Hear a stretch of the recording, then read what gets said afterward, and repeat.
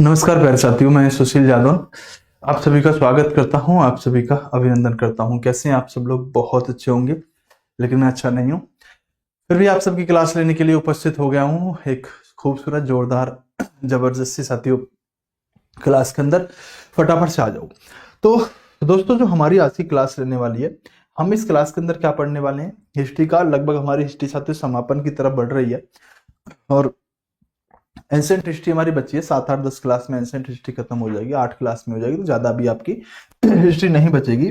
बहुत सारे बच्चे इस बात को पूछते रहते हैं कि सर कितनी बची है, कितनी बची है। तो मैं आपको बता देता हूँ कि ज्यादा नहीं, तो 7, 8 क्लास आपकी एंसेंट हिस्ट्री मान लो, और लगभग साथ एक 7 से क्लास बचेगा। एक हम आज पढ़ा देंगे, ठीक है, शाहजहां को पढ़ा देंगे।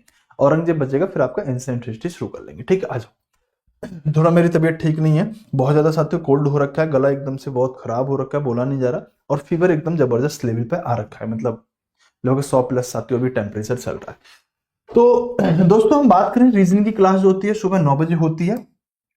इसके अलावा अगर हम बात करें तो साइंस की क्लास जो होती है सुबह 10 बजे होती है, और मेरी क्लास जो होती है वो सब तो यहाँ पर जीके जीएस की 9 बजे होती है, और मैथ की क्लास शाम को 10 बजे होती है। तो ये हमारी फ्री क्लासेस का टाइम टेबल है, जो साथियों आपका विराट बैच के अंतर्गत साथियों आपको फ्री ग्रुप डी के लिए पढ़ाया जा रहा है। ये क्या है? आपका टाइम टेबल है जो आपको पता होना चाहिए। सर पीडीएफ कहाँ मिलेगी? तो पीडीएफ के लिए भैया ये साइंस मैग्नेट के नाम से जो आपका टेलीग्राम चैनल है, इस टेलीग्राम को आप ज्वाइन कर लीजिएगा। इस पर आपको सब कुछ साथियों मिल जाएगा, पीडीएफ वगैरह। तो शुरू करते हैं अपनी क्लास को। फटाफट से आ जाओ, जल्दी से, स्पीड से आ जाओ साथियों। मैं आपको जो पढ़ा रहा था, संभवतः मैंने आपसे कल जहांगीर पे बात कर ली होगी। जहांगीर पर बहुत सारे क्वेश्चन हमने डिस्कस किए होंगे। जैसे साथियों मैंने आपको बताया होगा कि जहांगीर एक ऐसा व्यक्ति रहा है जो उसके समय में साथियों नूरजहां जो नाम की महिला है, जिसे पहले मेहरुनिसा के नाम से जाना गया, उस महिला के जुनता से, जुनता का कोई खास अर्थ नहीं होता, जुनता एक तरह से ग्रुप मान लो, तो उस ग्रुप से क्या किया गया था? उस ग्रुप से साथियों शासन किया गया था जहांगीर के समय में। और जहांगीर ने साथियों बहुत लंबे समय तक शासन किया नहीं। अगर हम कहें सबसे लंबे समय तक शासन किसने किया, तो 2 लोगों का नाम आएगा। ध्यान से सुनो, इस क्वेश्चन को मैं पहले क्लियर कर दूं। दोस्तों, अगर मैं आपसे ये कहूं कि सबसे लंबा शासनकाल किसका रहा, तो देखो देखो दोस्तों, अगर मैं आपसे बात करूं अकबर के बारे में, किसके बारे में? अकबर के बारे में। या साथियों हम बात करें, देखो, औरंगजेब के बारे में, जो हम आगे बात करने वाले हैं। देखो, एक बात मैं आपको बताना चाहूंगा, ध्यान से सुनना, जरा गौर फरमाना। मैं यहाँ से बहुत सारे क्वेश्चन आपको क्लियर करूंगा, और वो आपके एग्जाम के अंदर हमेशा पूछे जाते रहते हैं, तो ध्यान से साथियों थोड़ा गौर फरमाएंगे। देखो, अकबर और औरंगजेब ने दोनों ही ने साथियों लगभग 49 साल तक शासन किया है, ठीक है। सालों की बात करें तो लगभग इनका शासन बराबर है।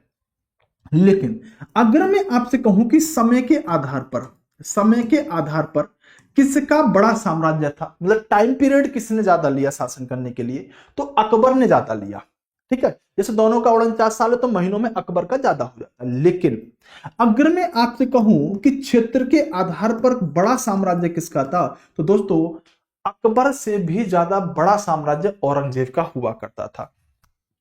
औरंगजेब का साम्राज्य अकबर के साम्राज्य से भी बड़ा हुआ करता था।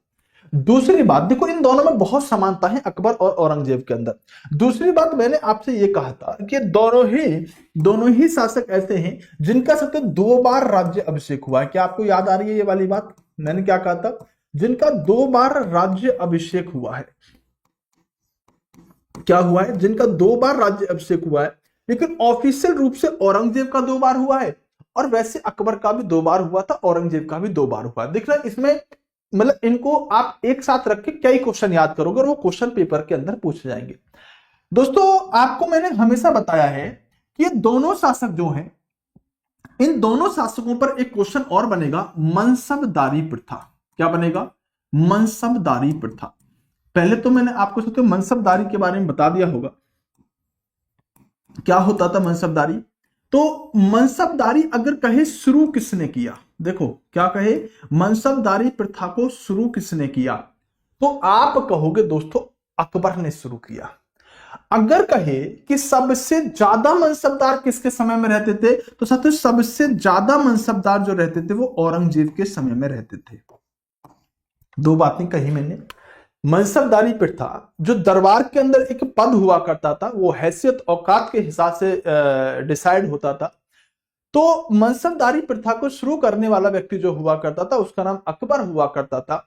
लेकिन सबसे ज्यादा मनसबदार जो रहे हैं वो साथियों आपके औरंगजेब के दरबार में रहे हैं। दूसरा क्वेश्चन यहीं से एक बनेगा, ये बहुत वह क्वेश्चन है साथियों जो आपको हमेशा पजल करेंगे, आपको हमेशा डाउट में डालेंगे। अगर मैं आपसे एक क्वेश्चन आपसे ये पूछ लूं कि किसकी सेना में सबसे अधिक हिंदू सैनिक रहते थे, देखना तुम कितनी जल्दी पजल हो जाओगे।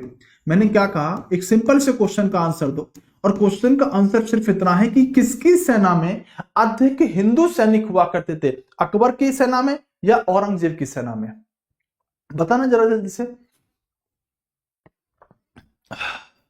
हाँ भाई जल्दी से बताओ।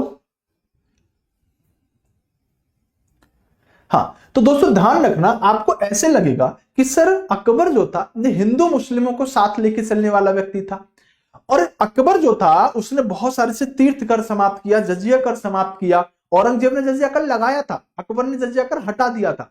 तो आपको लगेगा कि यार हिंदुओं के बारे में तो कौन सोचता था, अकबर सोचता था। लेकिन ध्यान रखना साथियों, सबसे ज्यादा जो हिंदू सेनापति रहे हैं ना वो औरंगजेब की सेना में रहे हैं। बच्चा इसमें हमेशा अकबर आंसर लगाता है। अगर मैं कहूँ ना दरबार में किसके ज्यादा हिंदू रहते थे, तो भी औरंगजेब के दरबार में ज्यादा हिंदू रहते थे। सेना में हिंदू सबसे ज्यादा औरंगजेब की में रहते थे, अकबर की सेना में नहीं रहते थे। ये कुछ क्वेश्चन है जो आपको हमेशा डाउट में डालेंगे। एक बार अगर आपको समस्या हो तो कमेंट कर देना, मैं एक बार आपको बाद में भी बता दूंगा। अभी हम शाहजहां शुरू कर लेते हैं, किसी को कोई दिक्कत तो नहीं है? अभी हमने जहांगीर इससे पहले पढ़ा था, बहुत अच्छे से आपने जाना था। अकबर हम पढ़ चुके हैं, साथ ही शाहजहां के बाद जो हम पढ़ेंगे वो हम औरंगजेब पढ़ेंगे। फिर भी मेरे दिमाग में आए कि 4-5 क्वेश्चन ऐसे हैं जहां अकबर और औरंगजेब में बच्चा कंफ्यूज होता है, वो मैंने क्लियर करा दिया। दोस्तों अगर हम बात करें औरंगजेब के बारे में, सॉरी शाहजहां के बारे में, तो शाहजहां जो है ये व्यक्ति जब गद्दी पर बैठेगा ये थोड़ा आशिक मिजाज बंदा है। कैसा? आशिक मिजाज बंदा है। अब आशिक मिजाज कैसा है भाई, कितनी मोहब्बत को वरीयता देता है, कितना प्यार को ये वरीयता देता है, आप अच्छे से अभी समझ जाओगे।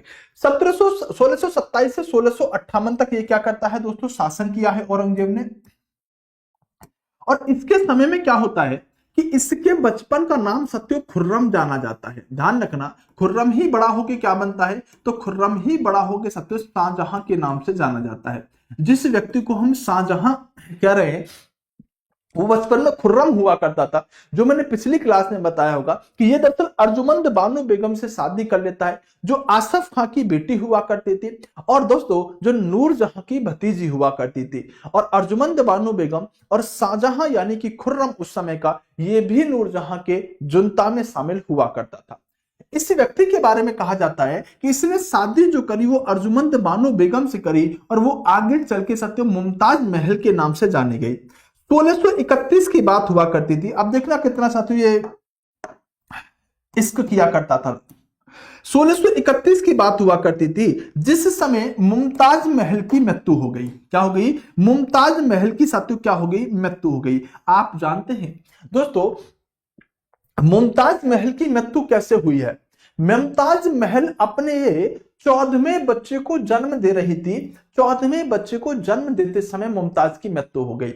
दोस्तों आपको बताना चाहूंगा कि मुमताज से लगभग 1 साल में एक बच्चा पैदा हुआ था। अगर हम देखें तो साथियों आप जानेंगे, चाहे आप साथियों दारा शिकोह की बात करो, चाहे शाहशुजा की बात करो, चाहे औरंगजेब की बात करो, चाहे रोशन आरा की बात करो, चाहे आप गोहन आरा की बात करो, चाहे आप मोहन आरा की बात करो, साथियों कुल इस शाहजहां ने मुमताज से 14 बच्चे पैदा किए थे। और 14वें बच्चे को तो अच्छा हुआ कि जन्म देते समय मुमताज मर गई, नहीं तो हो सकता है ये संख्या साथियों 2 दर्जन पर भी पहुंच सकती थी। तो आप बताओ शाहजहां अपनी बेगम मुमताज से कितनी प्यार करता था, कितनी मोहब्बत करता था। और दोस्तों अगर आप देखोगे तो उतना परीक्षा के लिए इंपोर्टेंट नहीं है, लगभग मैं लगभग बोल रहा हूं, लगभग 1 साल में एक बच्चा पैदा हो रहा था मुमताज से। तो सोचो साथियों लगभग 9 महीने का टाइम तो लगता ही लगता है, कोई भी बच्चा पेट में 9 महीने तो रहेगा। तो मतलब क्या स्थिति रही होगी शाहजहां और मुमताज की। तो मुमताज के साथ यह हुआ कि 14वें बच्चे को जब ये जन्म दे रही थी तो 14वें बच्चे को जन्म देते समय इस मुमताज की क्या हो जाती है? मृत्यु हो जाती है। तो मुमताज ने साथियों कितने बच्चों को जन्म दिया? मुमताज ने साथियों जो शाहजहां की पत्नी है इसने यहां पर कुल 14 बच्चों को जन्म दिया था। और दोस्तों खास बात यह हुआ करती थी कि इन 14 बच्चों में से 7 बच्चे तो पैदा होके ही मर गए। अब भाई कोई भी इंसान की बॉडी होती है, कोई भी इंसान का शरीर होता है, तो एक माँ के लिए क्या होता है, बच्चा जब भी तो हेल्थी होगा जब उसको साथ में प्रॉपर टाइम मिलेंगी, चीजें है ना, बायोलॉजी के अंदर आप पढ़ते होगे। तो 7 बच्चे तो ऐसे तो जन्म होते थे मर जाते थे, जन्म होते थे मर जाते थे, लेकिन कंपनी को इस बात से कोई मतलब नहीं था प्रोडक्ट सही है या खराब जा रहा है, कंपनी को प्रोडक्ट बनाने से मतलब हुआ करता था। इन 14 बच्चों में से 7 ही बच्चे ऐसे थे जो साथियों जिंदा बचे थे, और 7 बच्चों में से भी अगर मैं आपको बताऊं तो 7 बच्चों में से साथियों ऐसे समझो कि 4 तो यहां पर पुत्र हुआ करते थे और 3 यहां पर साथियों पुत्री हुआ करती थी। तो औरंगजेब इनमें से साथियों चारों में से ही एक हुआ करता था, जबकि इसकी जो औरंगजेब की बहनें थी वो 7 वह बच्चे थे ये जो जिंदा बच गए थे किसी तरह से, लेकिन औरंगजेब जो था वो आगे चल के साथियों इनको भी ठिकाने लगा देगा। मैं अभी आपको बताने वाला हूं। कहने का मतलब यह है कि जब शाहजहां और मुमताज से साथियों जब 14 बच्चे पैदा हुए, उनमें से 7 बच्चे मर गए, 7 बच्चे जिंदा रहे, जिनमें से साथियों एक बेटी हुआ करती थी जिसका नाम था जहान आरा, एक बेटा हुआ करता था जिसका नाम था साथियों यहां पर दारा शिको। क्या नाम था इसका? नाम था साथियों यहां पर दारा शिको। और ध्यान रखना दोस्तों, सबसे महत्वपूर्ण बात मैं आपको बताने के लिए जा रहा हूं कि दारा शिको जो हुआ करता था ये दरअसल शाहजहां का बड़ा बेटा हुआ करता था। जो दारा शिको है ये शाहजहां का बड़ा बेटा है। शाहजहां का बड़ा बेटा औरंगजेब नहीं है जो राजा बनाए। अभी हम देखें तो प्रथा क्या चली आ रही थी मुगलों में कि जो बड़ा बेटा होता था वो गद्दी पर बैठता था, लेकिन पहली बार मतलब हमेशा देखा कि जो पुत्र है वो पिता के खिलाफ विद्रोह तो करता है, ठीक है, लेकिन यहां पर अगर हम देखें तो यहां बड़ा बेटा गद्दी पर ना बैठ के औरंगजेब अगला शासक बनेगा, जबकि बड़ा बेटा कौन है? बड़ा बेटा साथियों शाहजहां का दारा शिको है। अब मैं आपको थोड़ा सा दारा शिको के बारे में बताना चाहूंगा कि अगर दारा शिको गद्दी पर बैठता तो ये बड़ा जबरदस्त व्यक्ति था, बड़ा नेक दिल इंसान हुआ करता था दारा शिको। इसको हिंदू मुसलमानवाद से कोई मतलब नहीं था, इसको सामान्य रूप से साथियों अपना जीवन जीने से मतलब था। ये अध्ययन शास्त्र में बहुत रुचि रखता था, किताबों को ट्रांसलेट कराने में बहुत रुचि रखता था दारा शिको। इसीलिए इस दारा शिको को दोस्तों लघु अकबर कह दिया जाता है। इसे आप चाहे तो लघु अकबर कहें, चाहे आप इसे छोटा अकबर कहें। तो आपसे क्वेश्चन पूछेगा किस व्यक्ति को छोटा अकबर कहा जाता है या किस व्यक्ति को लघु अकबर कहा जाता है, तो आप क्या कहेंगे कि सर दारा शिको को लघु अकबर या छोटा अकबर कहा जाता है। तो एक बेटी है शाहजहां की जिसका नाम है जहान आरा, एक बड़ा बेटा है दारा शिको जिसे लघु अकबर या छोटा अकबर कहा जा रहा है, और ये व्यक्ति दारा शिको जो है ये साथियों अध्ययन में बहुत रुचि रखता है, बहुत सारी किताबों को ट्रांसलेट करा रहा है, और इसकी जो साथियों मतलब जो गुण मिलते हैं वो अकबर से मिलते हैं, इसलिए छोटा अकबर या लघु अकबर कह दिया गया। इसका शाहजहां का एक और बेटा है शाह शुजा, इसको बंगाल का गवर्नर बना रखा था। दारा शिको को कहां का बना रखा था? तो दारा शिको को साथियों बना रखा था दिल्ली का गवर्नर। एक इसकी बेटी है जिसका नाम है रोशन आरा, एक इसका बेटा है देखो ये रहा औरंगजेब, औरंगजेब को दक्षिण भारत का गवर्नर बना रखा था। एक इसका बेटा था मुराद बख्श और एक साथियों इसकी बेटी थी यहां पर मोहन आरा। यानी कि अगर हम देखें तो आपको नजर आ जाएगा साथियों यहां पर एक व्यक्ति आपको दिख रहा होगा, ये मुराद बख्श एक बेटा हो गया, औरंगजेब साथियों 2 बेटा हो गए, तीसरा शाह शुजा हो गया और चौथा साथियों दारा शिको हो गया। तो 4 तो शाहजहां के पुत्र थे और 3 साथियों यहां पर पुत्री हुआ करती थी, जिनमें से आपसे कई बार पूछ लेता है बताओ कौन कहां का गवर्नर था, बस इतनी बात आपसे कभी कभी पूछ लेता है। तो मैंने आपको दारा शिको के बारे में बताया कि दारा शिको जो था ये अध्ययन में बहुत रुचि रखा करता था। इसको दूसरा अकबर भी कहा जाता है, चाहे आप इसे लघु अकबर कहो, तो दोनों ही बातें, इसे दूसरा अकबर कहो चाहे लघु अकबर कहो चाहे छोटा अकबर कहो, मतलब अकबर की समानता इस व्यक्ति के साथ की जाती है। इसने क्या किया, इसने सत्य उपनिषद जो हुआ करते थे ना उन उपनिषदों को ट्रांसलेट कराना शुरू कर दिया। इसे सिर ए अकबर की उपाधि दी गई थी, इसे सिर ए अकबर कहा जाता था क्योंकि इसने सत्य अकबर की तरह बहुत सारे उपनिषदों को ट्रांसलेट कराने का काम किया था और हिंदू और मुसलमानों को बराबर सत्य एक ही नजर से यह व्यक्ति देखने का काम करता था। दोस्तों जब इसकी बेगम की मृत्यु हो जाती है, यानी कि दोस्तों जब शाहजहां की बेगम जब मुमताज की मृत्यु हो जाती है, तो मुमताज प्यार की निशानी मतलब मुमताज के लिए शाहजहां एक प्यार की निशानी बनवाता है और उस प्यार की निशानी को कहते हैं दोस्तों ताजमहल, जो पित्रा दुरा शैली से बना हुआ है और ये उत्तर प्रदेश के आगरा शहर के अंदर साथियों रहने वाला है। तो ताजमहल का निर्माण जो हुआ 1632 से लेकर लगभग 1654 के आसपास तक ये साथियों ताजमहल बन के कंप्लीट हुआ। कहा जाता है कि साथियों ताजमहल जो है वो 7 अजूबों के अंदर साथियों नॉमिनेट है, 7 अजूबों में इसको गिना जाता है। आकाश मोदी कह रहा है अकबर कौन था? बेटा अब क्या बताऊं तुम्हें अकबर कौन था। हाँ, तो क्या हुआ कि शाहजहां के द्वारा साथियों ताजमहल का निर्माण करवाया जाता है और संभवतः साथियों सभी ने ताजमहल देखा होगा, ऐसा कोई बच्चा नहीं होगा जिसने ताजमहल नहीं देखा। तो सिंपल सा क्वेश्चन कई बार बनता है कि ताजमहल किसने बनवाया? तो ताजमहल साथियों शाहजहां ने अपनी बेगम मुमताज की याद में बनवाया, क्योंकि बहुत प्यार कर रहा था। कितना प्यार कर रहा है आप देख ही रहे हो। तो ये है कहां पर? तो उत्तर प्रदेश के अंदर आगरा शहर है, उस आगरा शहर के अंदर पित्रा शैली से बना हुआ है। दोस्तों कई बार आपके दिमाग में उठता होगा ऐसा क्वेश्चन कि सर ताजमहल में है क्या? अच्छा, किस किस बच्चे ने ताजमहल देखा है? किस किस बच्चे ने इस ताजमहल को देखा है? कौन कौन बच्चा ऐसा है जो ताजमहल देख चुका है? कोई बता सकता है ताजमहल की खासियत क्या है? ताजमहल के अंदर खास बात क्या है? ताजमहल की दोस्तों खासियत क्या है? कोई बता पाएगा?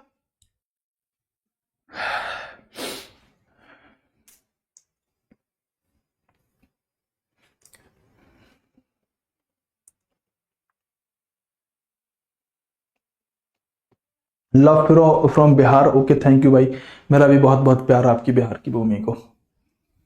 दोस्तों है क्या ना कि ताजमहल जो बनाया गया है, इस ताजमहल के अंदर आप जैसे कोई घर बनाते हो, जो कोई बिल्डिंग बनाते हो, उस बिल्डिंग में आप क्या करते हो? आप चूना पत्थर मसाला वगैरह सीमेंट सब कुछ लगाते हो। दोस्तों ताजमहल के अंदर जो पूरा ताजमहल बनाया गया है ना, इसमें कहीं भी चूना पत्थर का प्रयोग नहीं किया गया। और यही एक खास बात है ताजमहल की कि वहां पर साथियों जो बिल्डिंग बनाई गई है ना, वो बिल्डिंग पूरी तरह से साथियों बिना चूना पत्थर के, बिना मसाला लगाए बनाई गई है। ये उसकी खास बात रहती है ना। इतनी बड़ी बिल्डिंग बनाना उस समय साथियों आसान नहीं हुआ करती थी। जो ताजमहल साथियों बनाने का काम किया है, दरअसल उसके एक डिजाइनर हुआ करते थे जिनका नाम था उस्ताद अहमद लाहौरी, मतलब उस्ताद अहमद लाहौरी। और इनके साथ एक कारीगर मिस्त्री भी थे जिनका नाम था ईसा खां। तो ताजमहल किसने बनाया? तो उस्ताद अहमद लाहौरी और ईसा खां ये वास्तुकार और मिस्त्री हैं जिनके द्वारा सत्य ताजमहल बनाने का काम किया गया। और ध्यान रखना सत्य, एक छोटी सी बात मैं आपको और बता देना चाहता हूं कि इसके लिए इटली से भी एक डिजाइनर बुलाया गया था जिसका नाम हुआ करता था वेरीजेनेरियो। क्या नाम था? वेरीजेनेरियो। ये कहां का था? ये आपसे पूछा तो नहीं जाता, लेकिन फिर भी आप लिख लीजिएगा। ये एक इटली का डिजाइनर था। कहां का? ये एक इटली का डिजाइनर हुआ करता था। इस व्यक्ति को भी बुलाया गया था, इसकी भी सत्य मदद ली गई थी। लेकिन आपसे जो पूछा जाएगा वो उस्ताद अहमद लाहौरी और ईसा खां के बारे में ही ज्यादा पूछा जाएगा। दोस्तों शाहजहां के द्वारा आगरा की मोती मस्जिद बनवाई गई। दोस्तों ध्यान रखना, कंफ्यूज मत हो जाना कि मोती मस्जिद कई है। एक मोती मस्जिद जो है ये दिल्ली के अंदर भी अवस्थित है, दिल्ली के लाल किले के अंदर भी अवस्थित है। लेकिन हम किस मोती मस्जिद की बात कर रहे हैं? जो मोती मस्जिद आगरा के अंदर है, इस मोती मस्जिद को भी दोस्तों शाहजहां के ही द्वारा बनवाया गया था। और दोस्तों अभी तक हमने ये देखा था कि जो मुगल शासक हुआ करते थे, ये मुगल शासक सत्यो कहां से शासन कर रहे थे? अभी तक आपने देखा होगा कि ज्यादातर लोग सत्यो आगरा को अपनी मतलब राजधानी बना के बैठे हैं और आगरा से ही शासन कर रहे थे। ठीक है। हाँ, जो बेटा बलुआ पत्थर से नहीं बनाया गया ताजमहल। ताजमहल जो बना है वो सफेद संगमरमर से बना है। किससे बना है? ताजमहल जो बना है ये सत्यो आपका सफेद संगमरमर से बना है। और इसके लिए कहां से लाया गया था सफेद संगमरमर? किससे बना है? सफेद संगमरमर से बना है। और राजस्थान के अंदर एक खान है साथियों, मकराना की खान। मकराना की खान से साथियों लेकर आया गया था संगमरमर। तो जो ताजमहल के अंदर संगमरमर लगा है वो साथियों मकराना की खान राजस्थान से लेकर आ गया था और ये संगमरमर से बना है। जो आप बलुआ पत्थर बता रहे हो ना, वो बलुआ पत्थर से जानते हो क्या बना है? तो बलुआ पत्थर से बना है आपका लाल किला। जो लाल किला है ये बलुआ पत्थर से बना है। तो बात समझ में आ गई। तो बलुआ पत्थर बेटा ताजमहल में मत लगाना। अगर हम बात करें तो अभी तक के शासक जो मुगल बादशाह हुआ करते थे वो शासन कहां से करते थे? तो हम कहेंगे सर ये आगरा से शासन करते थे। दोस्तों इस क्वेश्चन पर स्टार लगा लेना, ये very very most important question है। आपसे पूछेगा कि ये बताओ कौन सा मुगल बादशाह ऐसा था जो अपनी राजधानी को साथियों जो अपनी राजधानी को आगरा से दिल्ली लेके आया था? कौन सा मुगल बादशाह ऐसा था जो अपनी राजधानी को साथियों आगरा से दिल्ली लेके आया था? तो ये मुगल बादशाह जो हुआ करता था इसका नाम था शाहजहां। क्या नाम था? शाहजहां। शाहजहां ने क्या किया? अपनी राजधानी जो अभी तक मुगलों की आगरा चल रही थी उस आगरा से राजधानी को 1639 के समय में कहां लेके आ गया? दिल्ली लेके आ गया। और फिर दिल्ली के अंदर उसने बहुत सारे काम कराने शुरू करे। दिल्ली के अंदर उसने बहुत सारे काम कराने शुरू करे, जैसे ताजमहल का जो निर्माण करवाया। ये सब काम सत्यो यहां दिल्ली के अंदर फिर इसके बाद होने शुरू होते हैं। ठीक है, तो क्या कहेंगे? तो शाहजहां जो है ये सत्यो अपनी राजधानी को आगरा से दिल्ली 1639 में लेके आया था। यहां तक किसी को समस्या तो नहीं है? दोस्तों आज ना मेरी तबीयत बहुत ज्यादा खराब है, मतलब मेरे से खराब ही हुआ नहीं जा रहा है।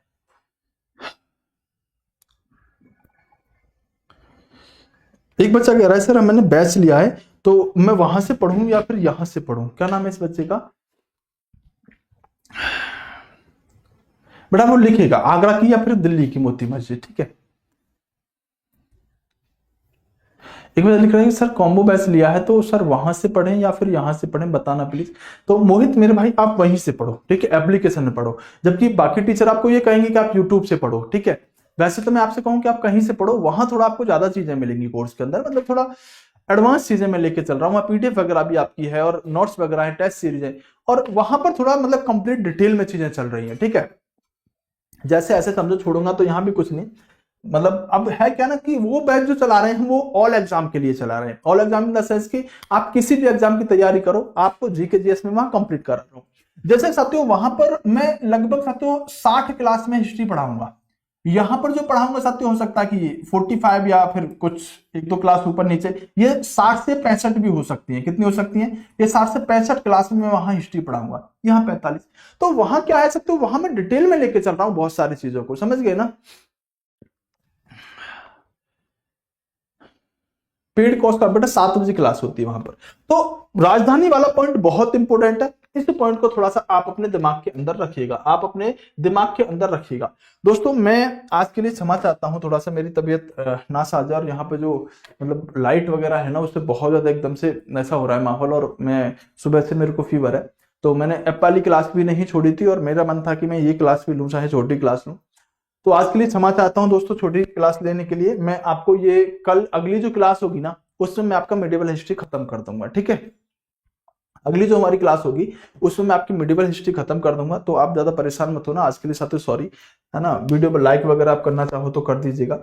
ठीक है, ये आपका सबका काम होना चाहिए। ठीक है, कोई दिक्कत तो नहीं है बेटा? बताओ अगर आज थोड़ा रेस्ट ले लिया जाए तो। हाँ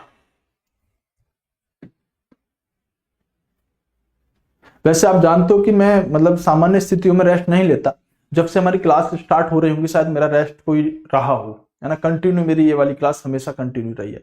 तो जब थोड़ी ज्यादा स्थिति ऐसी होती है तो थोड़ा मैं आज पहले छोड़ देता हूँ। ठीक है, एक बार वीडियो सारे बच्चे लाइक कर देना, चैनल को सब्सक्राइब कर देना। और दोस्तों ये हमारा जो बैच चल रहा है, इस बैच में आप एनरोल करना चाहो तो कर लेना, बहुत बेस्ट बैच है, क्योंकि इसमें आप किसी भी, अब तो एलपी का भी नोटिफिकेशन आ चुका है, एलपी टेक्नीशियन जेई एनटीपी से किसी भी एग्जाम की अगर आप तैयारी कर रहे हो ना तो आप इस बैच के अंदर जुड़ जाओ। साथियों निर्माण बैच जनरल अवेयरनेस का है जो मैं आपको कंप्लीट जीके पढ़ा रहा हूँ। इसमें साथियों आपको कंप्लीट थ्योरी मिलेगी और आपको क्वेश्चन मिलेंगे। डेली लाइव क्लास होगी, बाद में इसमें रिकॉर्डेड देख सकते हैं। तो 2024 के जो क्वेश्चन होंगे ना वो इसमें कराऊंगा मैं, मतलब पेड बैच जो होगा उसमें मैं आपको साथियों थ्योरी प्लस क्वेश्चन दोनों पढ़ा रहा हूँ। तो ये बहुत अच्छी बात होती है, वहां से आपको पता चल पाएगा कि क्वेश्चन साथियों कैसे पूछे जाते हैं। लेकिन पहले थ्योरी पढ़ाऊंगा फिर क्वेश्चन कराऊंगा। बाइलिंगुअल साथियों कंटेंट रहेगा, फ्री पीडीएफ रहेगी एवरी क्लास की, और साथियों फ्री टेस्ट सीरीज आपको इसके अंदर मिल जाएगी। अगर आप सभी टीचरों का फाउंडेशन बैच लेना चाहते हैं तो एक कॉम्बो अमाउंट पर साथियों इसे खरीद सकते हैं 1199 रुपए में, जहां पर आपको साथियों मेरा भी मिल जाएगा, नीरज सर का भी मिल जाएगा, तो सभी का कॉम्बो साथियों मतलब फाउंडेशन कोर्स इस कॉम्बो प्राइस पर मिल जाएगा। कैसे लेंगे, तो इसके लिए साथियों आपको कोर्स वाले सेक्शन में जाना पड़ेगा, साइंस मैग्नेट एप्लीकेशन पर, वहां पर साथियों आपको निर्माण बैच दिख जाएगा, और फिर आप जाके बाय कर लेंगे तो ये कोर्स साथियों आपका इनरोल हो जाएगा। वैसे हम बहुत क्वालिटी और कंटेंट के साथ चीजों को कवर करते हैं। तो आज की क्लास के लिए साथियों क्षमा चाहता हूं, सॉरी। आप सब लोग अपना ख्याल रखिएगा, थोड़ा मौसम ऐसे ही हो रहा है। तो मिलूंगा मैं आपसे अगली क्लास में। Bye bye, take care, love you to all. और कल आना, मैं कल क्लास लूंगा, ठीक है, टेंशन मत लेना। चलो बाय बाय।